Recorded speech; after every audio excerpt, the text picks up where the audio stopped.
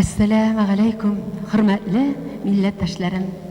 İsənmisiz, hürmetli dostlarım, icadtaşlarım, hürmetli din kardeşlerim. Şuшы матур залга бары тик үзем генә җырлый торган җырларны тыңлар өчен сезне чакырдым.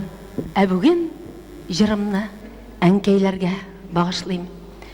Үземнең әниемә һәм миллионнарның әнкәйләренә багышлыйм. Әнкәй бәгърем. Бу җырның авторы композитор Илгиз Мәҗитов. Аның канатлы җырлары әле безгә тагын да күп яшәү кеше бирсен дигән теләк белән шушы җырын сезгә бүләк итәм. Әнкәй бәгърем.